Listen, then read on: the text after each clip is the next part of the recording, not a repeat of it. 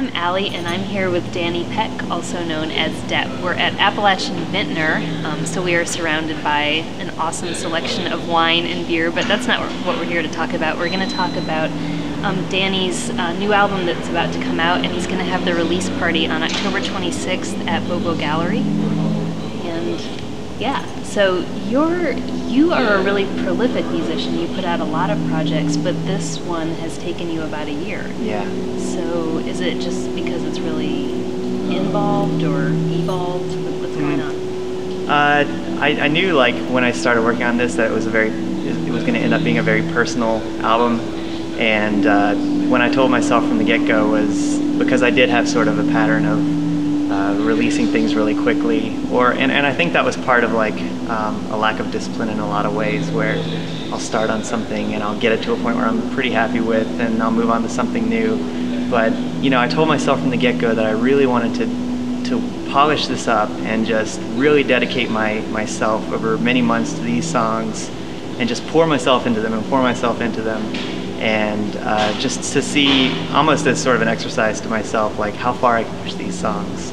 And, like, through that whole process, I think I discovered some things about the process of songwriting, and I discovered some things also about myself, I think, because actually, sort of during this process, I spent a month in May where I, like, wrote and recorded a song each day. Right, I remember that project. I released them on the website, and that was kind of a neat way of just sort of getting a glimpse into all these different possibilities of, like, ideas and workflows, and I think through that I was able to take some of those ideas and also apply them into this new album as well. So I'm really excited about it, just because I've never worked so hard on one thing. So it's been a victory for me in a lot of ways. Yeah, well, I love the name too, Rivers and Ghosts. It's really evocative and great for the season. So are some of the themes either nature-y or spooky? I think they're definitely nature-y. Some of the samples are sampled from the outdoors. You can hear, like, children playing or birds, or a lot of the percussive elements I like to take from field recordings. So I can pull, like, taps and ticks from, like, this and that, like when we were out hiking or whatnot. And plus, I'm just a big outdoors person, and so we spent a lot of time in the Linville Gorge, and that's where I kind of got this inspiration for the name of the album.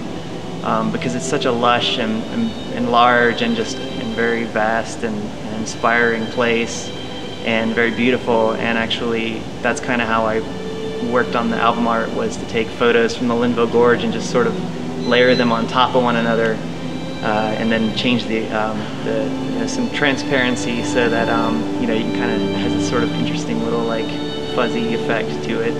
And that's kind of how the album is, and the music too, because I like experimenting with layers and just seeing what I can lay on top of one another and have it, make sense musically. And with the title Rivers and Ghosts, I lost a friend that was close to me last year, and I've thought a lot about, well, I'd like to think that this person is still here, and I draw a lot of inspiration from that as well. So, and the title just kind of fit with that, Rivers.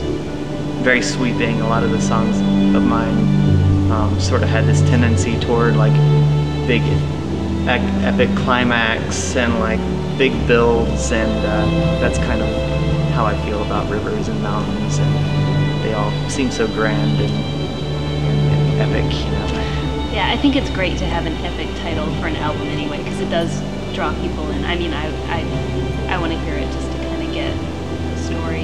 Yeah. So something else that you told me about this project was that it was mastered by Brian Lucy, and he's worked with the Black Keys and Sigur Rós, among others. So I was wondering how you connected with him. Yeah, I mean, I've heard about him for a while, and I was always a big fan of the Black Keys album, Brothers, and of course I'm a big fan of Sigur Rós, and I looked him up.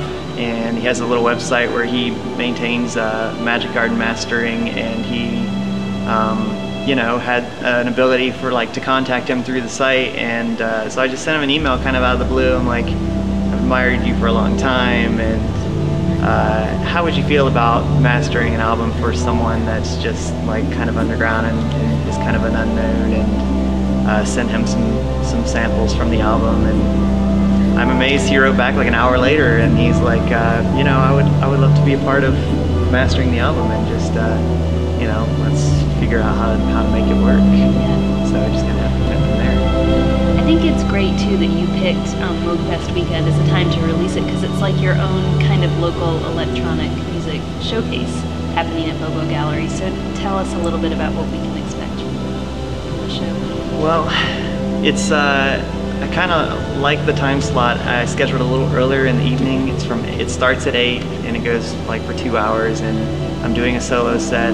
There's no other bands to kind of juggle around the evening. It's just me from 8 to 10, and that really allowed me to sort of, you know, explore how I wanted to put this show together and make it something interesting, visually as well as musically. So I'm planning on putting together some visuals to go with the music, which is something I like to do. And something you do really well. Oh, well, thank you. So I'm excited. I know there's going to be some stuff to see, and of course it's all new music, and I'm recreating a lot of the music right there on the fly. Like, so there's a lot of spirited experimentation going on live. There's a lot of improvisation, you know, and then there's a lot of and then there's just a new album which I'm going to play in its entirety and recreate that live. So I'm actually really excited about it. Yeah, it sounds great, and it's great that it's right downtown too. So if you're at Moogfest, you can drop by BoBo Gallery. It's a good place to hang out anyway, and hear Rivers and Ghosts, and hang out with Danny Peck, also known as Depp. Thank you, and congratulations on the best of Xpress. You're the best. Thank you. Oh, I'm honored. Thank you.